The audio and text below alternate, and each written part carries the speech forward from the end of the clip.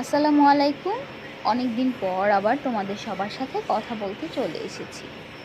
আর কথা বলছি একটা ইনডোর প্লেগ্রাউন্ড থেকে। সবাই তো বাবুল্যান্ডকে খুব চেনে। বাচ্চারা বাবুল্যান্ড বললেই বুঝে যায় যে এটা একটা ইনডোর প্লেগ্রাউন্ড, সেখানে অনেক ধরনের খেলনা থাকে।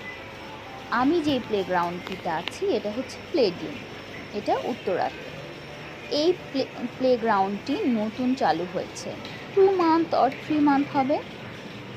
আমরা যখন গিয়েছি এটা ছিল দুপুরের পরে, বিকেল টাইম।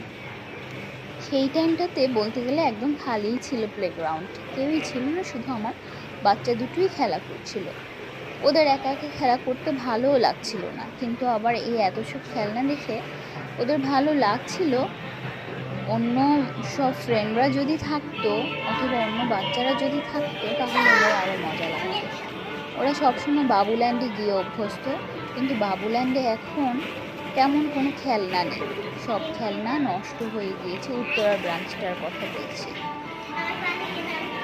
নতুন নতুন জায়গায় গেলে নতুন নতুন জিনিস দেখলে ভালো লাগে, আমাদেরও ভালো লাগে, বাচ্চাদেরও ভালো লাগে। বাবুল্যান্ডে তো অনেক গিয়েছে, তো এবার ভাবলাম প্লেডিয়াম যেহেতু নতুন হয়েছে উত্তরাতে, তাহলে এটাকে নিয়ে যাই। তারপর নিয়ে আসলাম। এই যে বিকেল টাইমে আমরা যখন এসেছি তখন বাহিরে তো আলো ছিল, কিন্তু প্লেগ্রাউন্ডে কোনো ভিড়ই ছিল না। পুরোটা আমি ঘুরে ঘুরে দেখছিলাম, বাবুল্যান্ডের মতোই করেছে।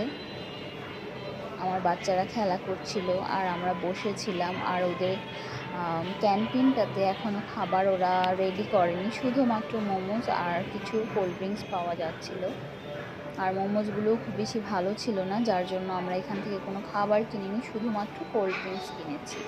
এখানে স্লাইডগুলোও বড় ছিল, অনেকগুলো বল ছিল যেটার মধ্যে বাচ্চারা খেলে মজা পেয়েছে।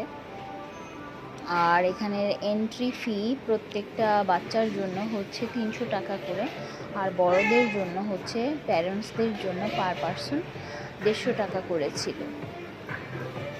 এই যে আমার ছোট কন্যা বাইক নিয়ে মজা করে খেলছে, আর বড়জন কারের মধ্যে বসে আছে। তো সব মিলিয়ে বাচ্চারা মজা করেছে। শেষের দিকে সন্ধ্যার টাইমটাতে কিন্তু অনেক বাচ্চারা এসেছে, তখন ওদের খেলতে ভালো লেগেছে।